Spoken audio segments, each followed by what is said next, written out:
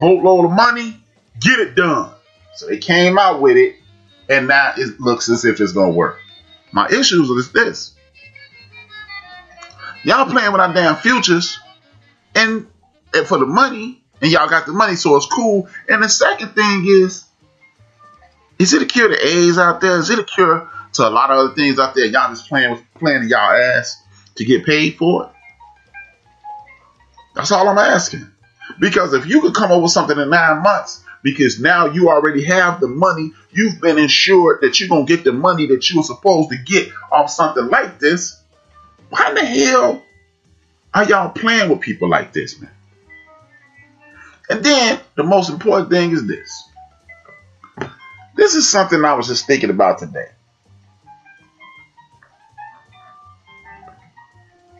We live in a country that has the most powerful military on earth. Thank you, Shelley. We live in a country that has the most powerful military on earth. You heard about COVID being hit in the military. I mean, in the prisons, in all the communities throughout the United States and the world. You haven't heard about COVID hitting the military. Now, I have from a good source. Before anthrax became a big thing, the people in the military took a shot for anthrax.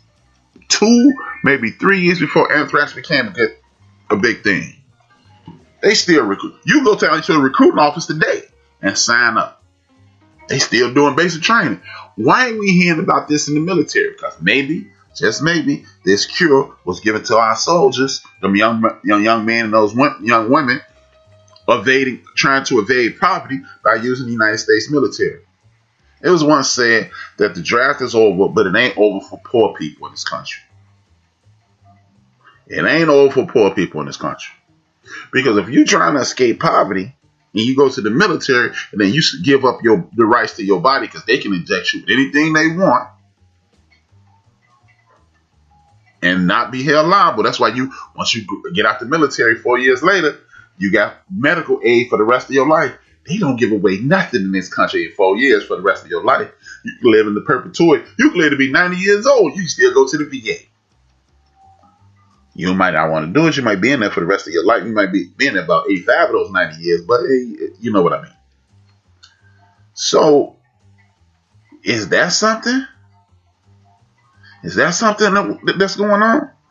Did they get to the boys with the pistols on the boats, the guns on the boats, and then they saw it work, and then they crashed that dummy, them brothers and sisters?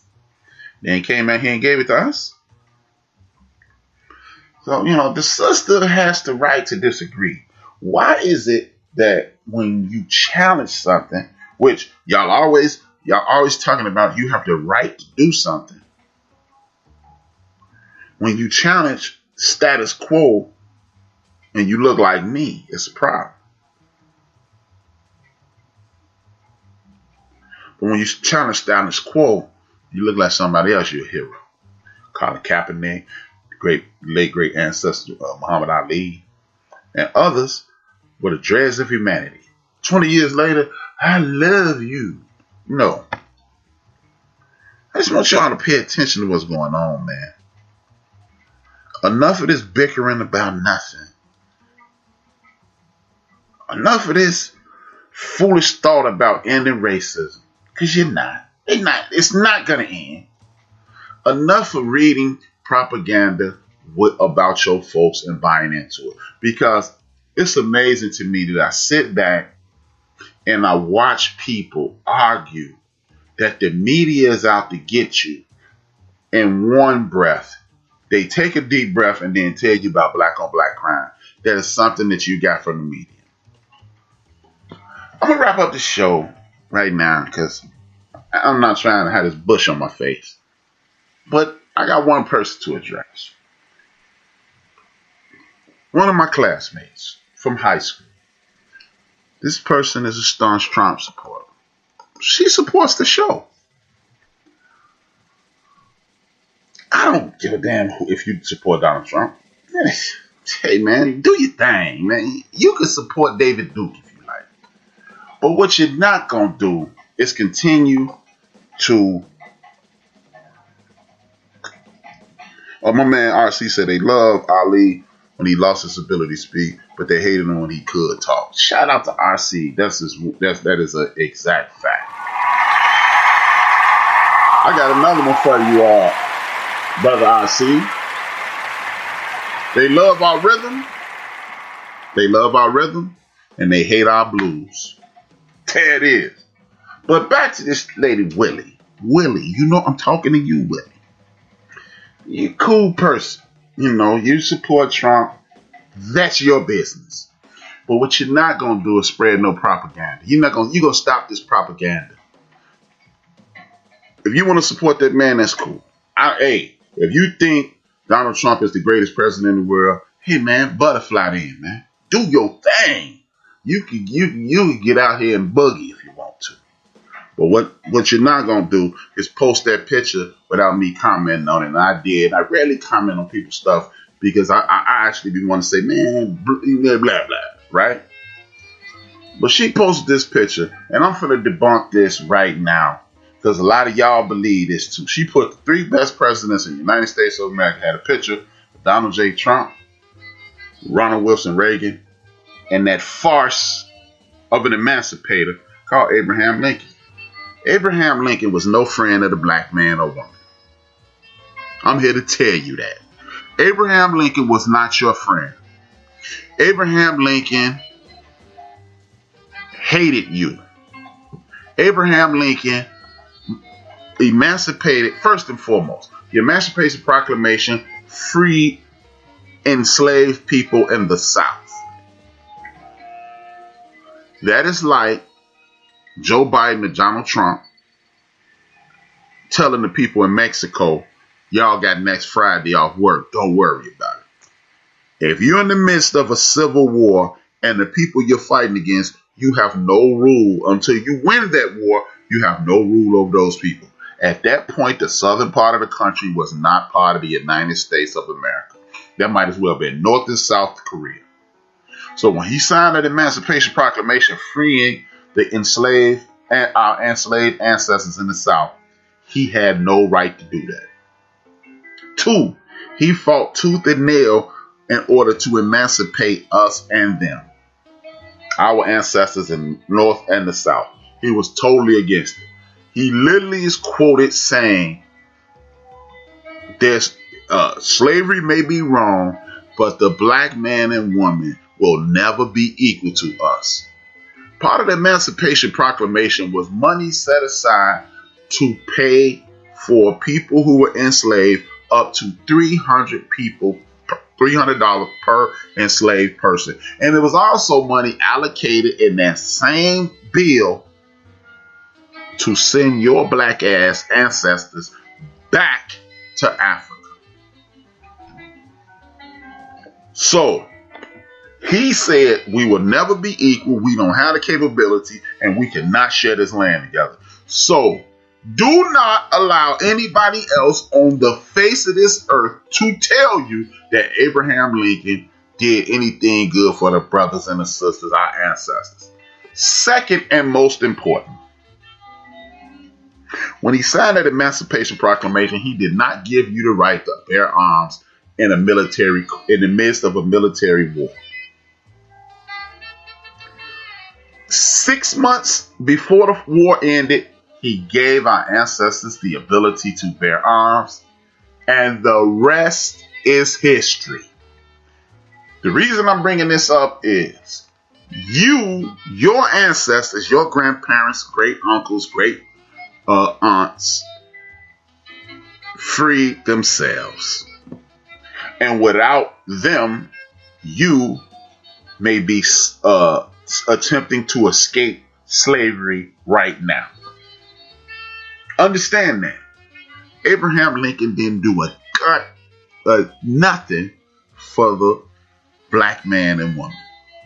He did what he had to do to save this country. And the only way he could save this country is to let the ancestors of the Ashantis and the Zulus that are here in North America do their thing and destroy his enemies.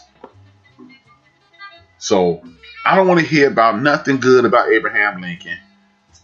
That's why the president can say with impunity, I've done more for black people than anybody outside of Abraham Lincoln. Nothing. He was right. Because if he gave a black man $1, he beat Abraham Lincoln.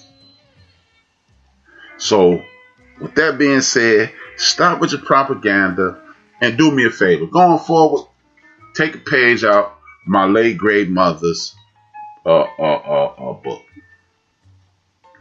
Make the middle of your house a library. That would mean learning is the center of the universe of your house. If you walk in my mom's living room, she had like 4 bookcases. She had 4 sets of encyclopedia, 2 on both sides, a red book, a brown book, a gray book, and a blue book of encyclopedias. And anytime you needed something, she would say, go look it up.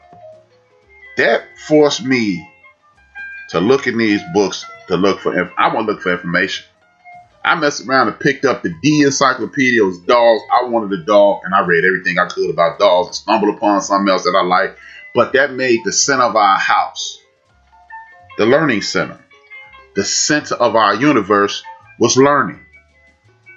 So when you have grandkids, when you have nieces and nephews over, neighbors, or whatever, make the center of your house where the kids learn, because the kids spend the most time in the center of the house. That's where the TV is. Well, that's where the big good TV is outside your parents. They think they had a good TV in their room. They never let you in there and let you get out. But that's where the best TV was. That's where the encyclopedias were. And that's where the learning took place. So what you do is do the same thing. I beg you to replicate my mom's formula. Kitchen to the left, living quarters to the right, center of the house was the learning center. That's where you spend most of your time. So put your kids in that same situation. The computer is right in the middle. You can Google anything. You can get information right there in the center. If you have an argument about sports, you can jump on the computer and learn something. If you have an argument about history, you can jump on the computer and learn something. It's at the center of your house. There's a lot of people that do that, man.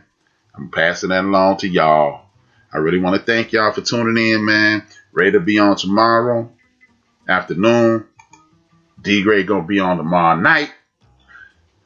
Rocker will be on Monday morning. Me and Knox Monday afternoon, evening.